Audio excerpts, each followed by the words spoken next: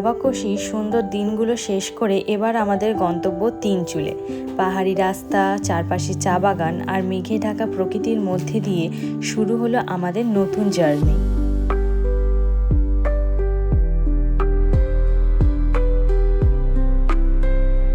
রাস্তার দুপাশে শুধু পাহাড়ি চা বাগান আর চা বাগান, তার সঙ্গে এত ঘন মেঘ আর কুয়াশা ছিল যে মনে হচ্ছিল আমরা যেন মেঘের মধ্যে দিয়ে এগিয়ে চলেছি। সবচেয়ে ভালো লাগার বিষয় ছিল পুরো রাস্তাটা একদম ফাঁকা, চারিপাশে কেউ নেই, শুধু পাহাড়, চা বাগান আর কুয়াশা।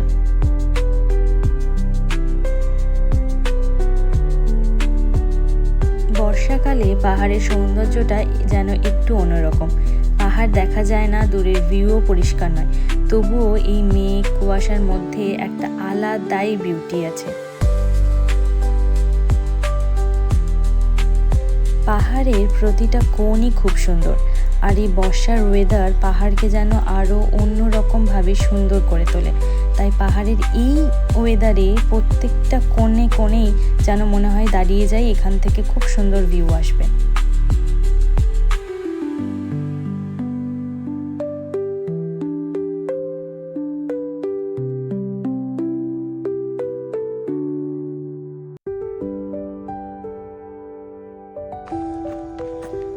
আমরা এখানে তিনচুলেতে যাওয়ার সময় একটা সুন্দর রাস্তা দিয়ে যাওয়ার সময় এই চা বাগানটা পেয়েছি। মানে এই পুরো পাহাড়টাই চা বাগান, আর এত সুন্দর পুরো মেঘটা ঘিরে আছে বাগানটাকে, পুরো রাস্তাটা এত স্নিগ্ধ, মানে সেটা কথায় বা ভিডিওতে হয়তো বোঝানো সম্ভবই না। একদম জায়গাটা এত এত স্নিগ্ধ, এত নিস্তব্ধতা এখানে, শুধু পাখির আওয়াজ ছাড়া এখানে আর কিচ্ছু নেই। খুব একটা গাড়ি ঘোড়াও যাতায়াত করছে না। এই যে একটা চা বাগান, এই চা বাগানের মধ্যে এখন একটু যাব। ড্রাইভার দাদাকে বলে গাড়িটা দাঁড় করিয়েছি।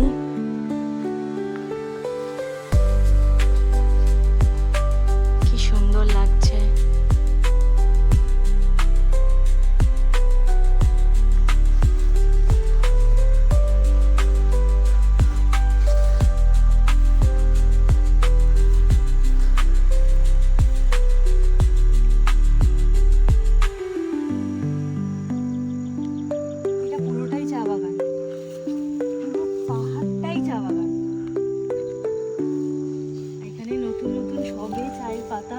কি সুন্দরভাবে হয়েছে, চারিদিকে সবাই চা পাতাই তুলছে।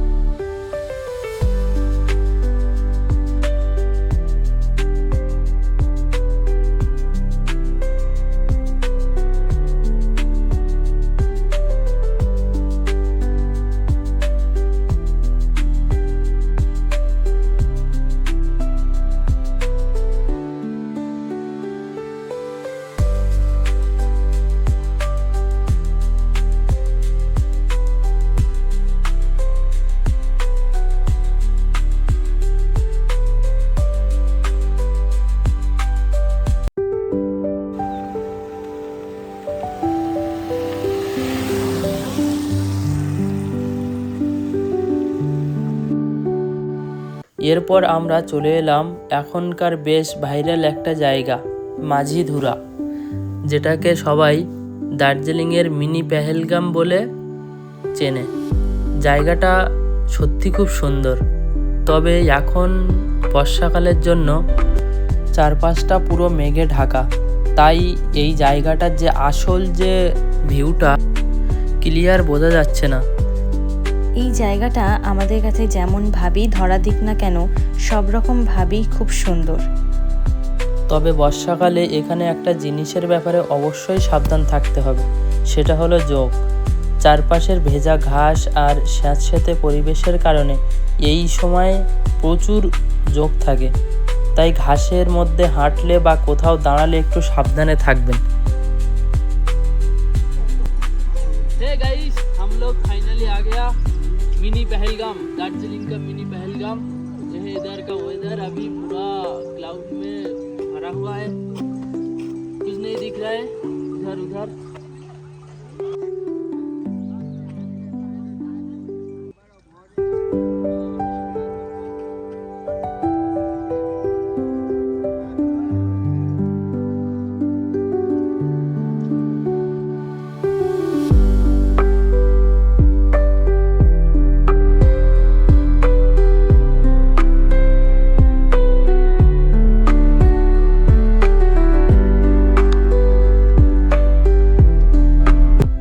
পেহেলগাম থেকে এবার আমাদের পরের ডেস্টিনেশন লেপচা জগৎ। আবারও আমরা এই পাহাড়ের সুন্দর মায়াবী চা বাগানের রাস্তা ধরে এগিয়ে চলেছি।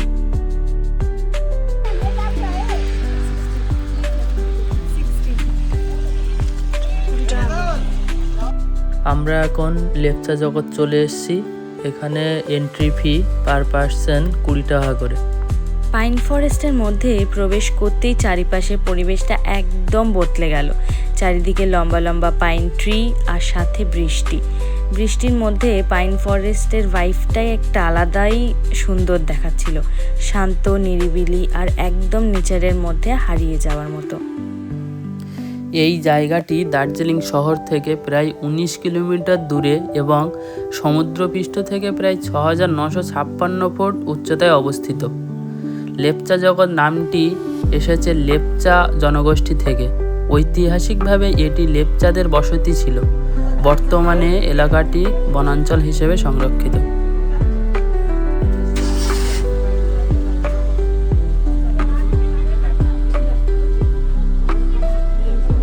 और एक मोमो है ना,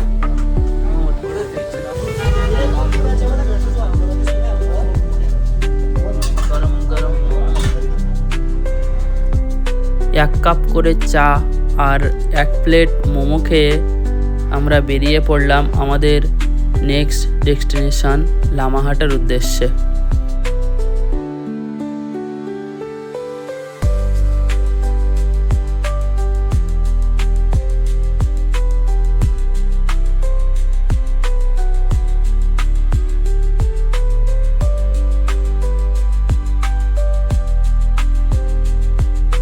আমরা যখনই লামাহাটা এসে পৌঁছেছি সাথে সাথে বৃষ্টি শুরু হয়েছে, তার কারণে আমরা ভিতরে যেতে পারিনি।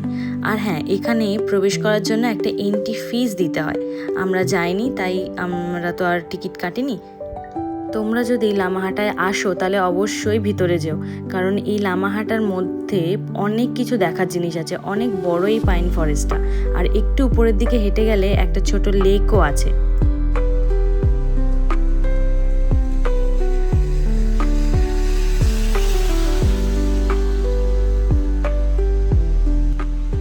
এবার চলো আমাদের আসল ডেস্টিনেশনের দিকে যাওয়া যাক, তিনচুলে।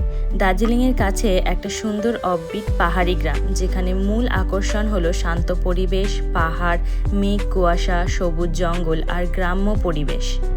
তিনচুলে থেকে খুব সুন্দর কাঞ্চনজঙ্ঘার ভিউ দেখা যায়, পুরো ক্লিয়ার কাঞ্চনজঙ্ঘার ভিউ দেখা যায়। আর এই তিনচুলে নামটা এসছে মূলত 3টি পাহাড়ের চূড়ার আকৃতির মতো এখানের পরিবেশটা দেখতে। তাই আমরা আমাদের হোমস্টেতে চলে এসেছি। এটা আমাদের হোমস্টের সামনের ভিউ।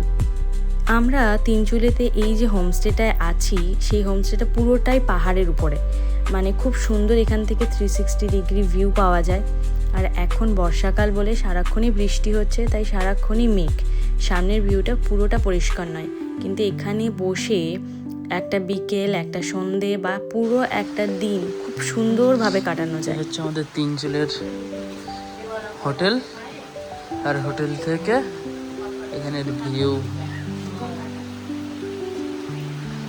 পুরো চা বাগান, চারিদিকে শুধু চা বাগান আর চা বাগান। টি গার্ডেন,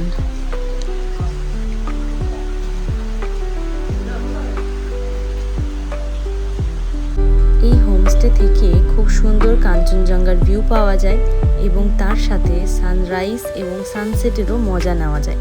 এখন মেঘ হয়ে আছে, তাই উল্টো দিকের পাহাড়গুলো ভিজিবল নয়, কিন্তু এই জায়গাটা খুব সুন্দর। আর এই যে সামনে দেখতে পাচ্ছ, এটা একটা ডোম হোমস্টে।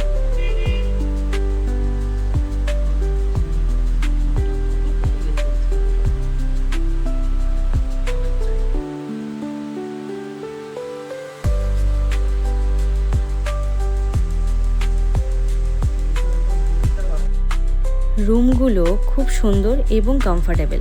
এখানে ডবল বেডের 2টো বেড আছে, যেখানে 4 জন খুব সুন্দরভাবে আরাম করে কাটাতে পারবে।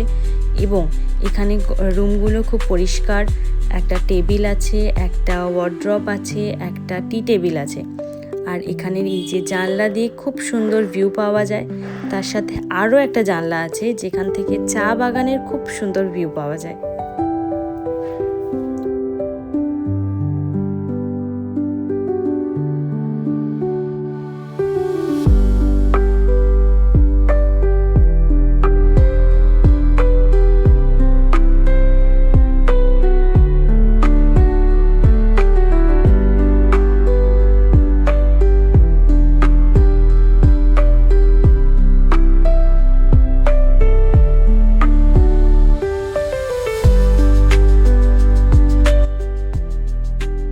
এখন বর্ষাকাল, তাই এখানে মেঘের কারণে উল্টো দিকের কোনো কিচ্ছু দেখা যাচ্ছে না। কিন্তু বিশ্বাস করুন, যদি এখানে মেঘ না থাকতো আর পুরো ক্লিয়ার থাকতো, তাহলে এই পরিবেশটা খুব সুন্দর, খুবই সুন্দর। এই যে এই পোর্শনটা থেকে কাঞ্চনজঙ্ঘার খুব সুন্দর ক্লিয়ার ভিউ পাওয়া যায়, খুব সুন্দর। আর এই পোর্শনটা থেকে খুব সুন্দরভাবে একটা পাহাড়ি নদী দেখা যায়। এবং এখন খুবই মেঘ হয়ে গেছে বলে এই যে রাস্তাটা দিয়ে আমরা এসছি আজকে সকালে, এই রাস্তাটা এখন ভিজিবেলই নয়। আমাদের এই হোমস্টেতে 4 বেলা থাকা খাওয়া নিয়ে পার হেড খরচা পড়েছে 1500 টাকা করে।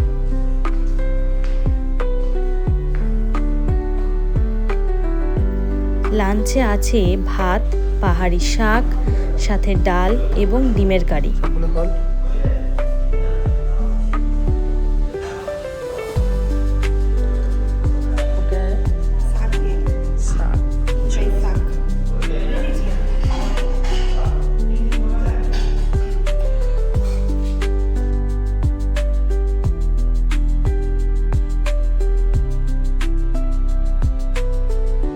এবং স্ন্যাক্সে আছে ভেজ পকোড়া এবং সাথে চা। আর আমরা এক্সট্রা করে চিকেন পকোড়া নিয়েছিলাম। এই চিকেন পকোড়াটার এক্সট্রা করে আলাদাভাবে পে করতে হবে। রাতে ছিল একটা সবজি সাথে চিকেন, আর ভাত আর রুটির মধ্যে যেটা তোমরা নিতে চাও। ভাত নিলে ভাত আর রুটি নিলে রুটি।